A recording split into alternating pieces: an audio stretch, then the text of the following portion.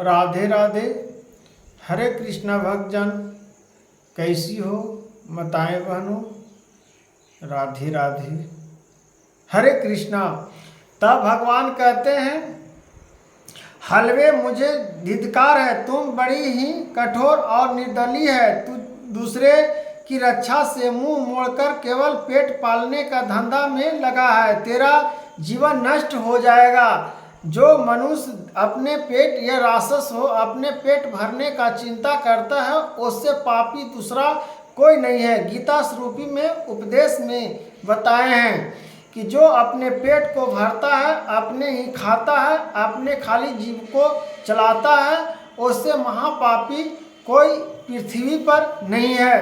क्योंकि राक्षस भी जो अपने खाता है, अपने ही पालन पोषण के लिए मरता है, उससे पापी इस धरती पर कोई नहीं है। तब भगवान कहते हैं, श्री विष्णु भगवान और ब्रह्मा जी कहते हैं, ब्राह्मण देव ने कहते हैं, जीवन नष्ट प्राष्ट, अरे शक्ति हो तो तुम भी चोर चढ़ावा।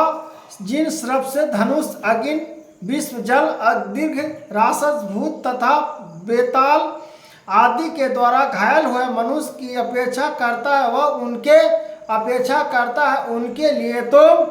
उनके लिए वेताल दौर आदि द्वारा प्राप्तियों को घायल मनुष्य की अपेक्षा करता है। वह उनके बंधन से फल पाता है। जो शक्तिशाली होकर भी चोर आदि के चंगुल में फंसा हुआ ब्राह्मण के छुड़ाने की चेष्टा नहीं करता, वह घोर नरक में पड़ता है और पुनः भेड़ियों की योनियों में जन्म लेता है। जो वन में मारे जाते हुए तथा सिद्ध और वक्र की दृष्टि में पड़े हुए जीवन के रक्षा के लिए छोड़ा की पुकार करता है, वह परम गति को प्राप्त होता है। जो मनुष्य गौरव की रक्षा के लिए व्यग्र भील तथा दृष्ट राजाओं को हाथ से मारे जाता है, वह भगवान श्री विष्णु के उस परम पद को पाता है जो योनियों के लिए भी दुर्लभ है।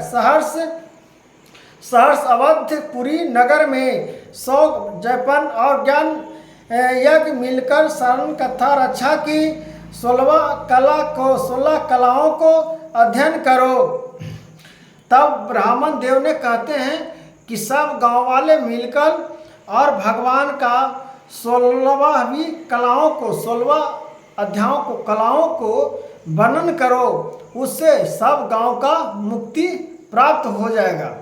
इस प्रकार से ब्राह्मण देव ने कहे कि राक्षस से मुक्ति पाने के लिए अवध में 100 जाप यज्ञ मिलकर शरण रक्षा की 16 कला के बराबर भी नहीं हो सकते। दीनदयाल भक्तियुक्त जीवन की अपेक्षा करने से पूर्ण पुरुष विश्वास आने पर गुंभीरता नामक नरक में पा जाता है। तूने दुष्ट दृष्टि से द्वारा खाए हुए यही के देखकर उसे बचने में असमर्थ होते हुए भी जो उसकी रक्षा नहीं करता, इसे तुम निर्दयी जान पड़ता है। इससे निर्दयी तुम बहुत निर्दयी हो जान पड़ता है, अतः तुम राक्षस हो जाओ। हलवा बोले, महात्मान, मैं यह उपस्थित अवस्था तथा किंतु मेरे नेत्र बहुत देर से खेल की रक्षा में लगे थे, अतः वास होने पर भी सिद्ध के द्वारा मारे जाते हुए इस मनुष्य को मैं भी नहीं जान सका, अतः मुझे दिन पर आपको अनुग्रह करना चाहिए। तपस्वी ब्राह्मण ने कहा, जो प्रतिदिन गीता के 11वां अध्याय का जाप करता है, उस मनुष्य के द्वारा विभिन्न जल जब तुम्हारे मस्तक पर पड़े, उस समय तुम्हारे श्राप से छुटकारा प्राप्त हो जाएगा। वो जो रात में खाता था, उसको 11 अध्याय का जो रात दिन जो डेली पढ़ता है, वो जल पढ़कर उसको छिड़क देगा, वो राक्षस से फिर मनुष्य तन में आ जाएगा और उसका बुद्धि सही हो जाएगा, मिल जाएगा।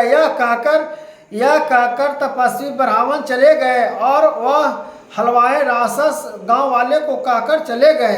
अतः दृष्टि से तुमने चलो और 11वें अध्याय से तीर्थ के जल को अभिमंत्रित करो, फिर अपने ही हाथों से उस राक्षस को मस्तक पर उसे छिड़क दो। ग्रामपाल को मुखिया के बोले ब्राह्मण देव कि चलो इस प्रकार से गीता का 11वां अध्याय को पाठ करो और जाप करो, और उसके बाद में उसकी 11वां अध्याय को कंठस्थ याद हो जाएगा। उस जाप से उस राक्षस को माथे पर जल छिड़क देना और राक्षस उसका सब ज्ञान प्राप्त हो जाएगा, और वो जो उसको पाप श्राप मिला है वो भी श्राप से मुक्ति हो जाएगा, फिर किसी मनुष्य को वो नहीं खाएगा। मस्तक पर उससे छिड़क दो। ग्रामपाल की यह सारी प्रार्थना सुनकर ब्राह्मण का हृदय करुणा से भर आया। वे बहुत अच्छा कहकर उसके साथ राक्षस के निकट गए। वे ब्राह्मण योगी थे। उन्होंने विशाल रूपदर्शन नामक 11वें अध्याय से जल अभिमंत्रित करके उस राक्षस के मस्तक पर डाल गीता के 11वें अध्याय का प्रभाव से वह श्राप से मुक्त हो गया। उस राक्षस के देह का परित्याग करते चतुर्भुज रूप धारण कर लिया तथा उसने जिन संग्रह से पतित को भक्षण किया था वे भी शंख चक्र और गदा धारण किए चतुर्भुज रूप को हो गए। तत्पश्चात वे सभी विमान और आरूढ़ हुए। इतने में ही ग्रामपाल ने राक्षस से कहा, निश्चार मेरा पुत्र कौन है, उसने दिखाओ। उसके योग कहने पर द्वम दृष्टि ने राक्षस ने कहा, यह तो तपाव में समन चर भुजाधारी मंडित मुकुट से सुभवित तथा द्वम मणियों के बने हुए कुंडलों से अलंकृत और हार पहनने के कारण जिनके कंधे में मनोहर प्रतीत होते हैं, जो सोने में भुवन से विभूषित कमल के समान नेत्रों वाले विधन तथा कमल लिए हुए हैं, और व्योम मार्ग में बैठकर देवताओं को प्राप्त हो जाता है, उससे ही हो चुका, किंतु गोपाल यत प्राप्तों को प्राप्त हो जाती है। ऐसा ही प्रबंध किया गया है। भगवान का स्वरूप हो गया, और भगवान को प्रति भगवान का वैकुंठ विष्णु भगवान का अवतार हो गए, क्योंकि उस श्राप की वजह से वो विचलित हो रहा था। अज्ञानी पुरुष और ज्ञानी पुरुष में यह अंतर होती है कि न जानते हुए श्राप से विचलित रहता है, और जो श्रापों को अपना समझ लेता है कि गीता स्वरूपी क्या है, तो श्राप से मुक्त पा लेता है, और श्राप से मुक्त बंधन को अपना वैकुंठ को उतर जाता है। हर मनुष्य का इस प्रकार से परम ज्ञान को, प्राप्तियों को, और भगवान के अपेक्षा ज्ञानों को, मार्गदर्शन को उल्लेख में आना चाहिए। तब भगवान कहते हैं प्राप्त हो, तब भगवान कहते हैं समस्त यश सुनकर ग्रामपाल ने उसी प्रकार रूप में अपने पुत्र को देखा, उसी रूप में अपने पुत्र को चीन लिया। जब ब्राह्मण देव से कहा कि मेरे पुत्र कौन है, तब वह चतुर रूप में अपना पुत्र को दिखवाए और फिर पहचाने जो राक्षस थे। जो ग्रामपाल ने उसी रूप में अपने पुत्र को देखा और उसने अपने घर ले जाने चाहा। यह देखकर उसका पुत्र हंस पड़ा और इस प्रकार कहने लगा। पुत्र बोला, ग्रामपाल कई बार तुम भी मेरे पुत्र हो चुके हो, मेरे बहुत बार तुम भी मेरे पुत्र हो चुके हो। पुत्र मोह में क्यों तुम पड़े हो, भी पुत्र हो चुके हो। पहले मैं तुम्हारा पुत्र था, किंतु अब देवता हो गया हूँ। इन ब्राह्मण देवता के प्रसाद से वैकुंठ धाम को जाऊंगा। देखो यह निश्चय भी चतुर्थ रूप को प्राप्त हो गया है। 11वें अध्याय का महात्म से यह सब लोगों को साथ श्री विष्णु धाम को जा रहा है। अतः तुम भी इन ब्राह्मण देव से गीता के 11वें अध्याय का अभ्यास करो और निरंतर उस जाप करते रहो। इसमें संदेह नहीं कि तुम्हारी भी ऐसी उत्तम गति होगी तथा मनुष्य के लिए साधु पुरुष के संगत कहा गया है। हर व्यक्ति को इस वाणी से ज्ञान प्राप्त हो जाए तो गीता में स्पष्ट कहें, ब्राह्मण देव गीता के 11वें अध्याय का अध्ययन करो, निरंतर उस जाप करो जिससे संदेह नहीं, किंतु तुम्हारी ऐसी उत्तम गति को ताप मनुष्य के लिए साधु पुरुष का संग शर्त दुर्लभ है, वह भी इस समय तुम्हें प्राप्त है। अतः अपना अभीष्ट सिद्धियों को धन भोग दान यज्ञ तपस्या और पूर्व कर्मों से ही लेना है। विश्वरूप धारण को पाठ से ही परम धाम कल्याण की प्राप्ति होती है।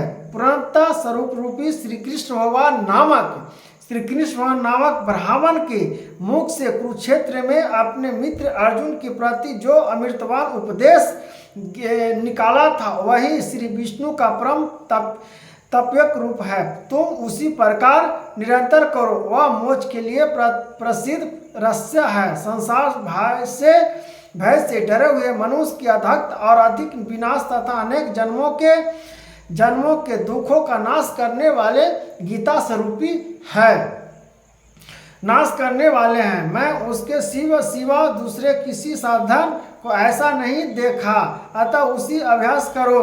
श्री महादेव जी कहते हैं, यह कहकर वह सब साथ श्री विष्णु के धाम को चला गया। तब ग्रामपाल ने ब्राह्मण के मुख से उस अध्ययन को पढ़ा और फिर वे दोनों ही उस महात्मा से विष्णु धाम को चले गए। पार्वती, इस प्रकार तुम्हें 11वां अध्याय की महात्म्य कथा सुनाई है। इससे श्रवण से महान तपों को नाश हो जाता है। पार्वती मैया के इस प्रकार से कथा को शंकर भगवान ने सुनाए और कि सब मनुष्य श्रवण मास से महान प्राप्तों को नाश हो जाता है। 11 अध्याय का विदर्शन का प्रस्तुत है। तो हे भक्तजन, जिस प्रकार से भगवान की महिमा को सुने उस प्रकार से कथाओं का आनंद लेना चाहिए। और राधे राधे, हरे कृष्णा। महादेव जी का माता पार्वती मैया को नमन करना चाहिए कि विष्णु धाम को कैसे प्राप्त हुआ, राक्षस को कैसे मुक्ति मिला, कैसे राक्षस ने हर मनुष्य को चबा जाते थे रात को श्राप के वजह से। तो श्राप मुक्ति पाने के लिए हर मनुष्य को कैसे श्राप से छुटकारा होगा, वो सब भगवान रास्ता बता दिए हैं। ऐसा ही प्राणी, ऐसा ही व्यक्ति तत्व को जानना चाहिए। राधे राधे, हरे कृष्णा।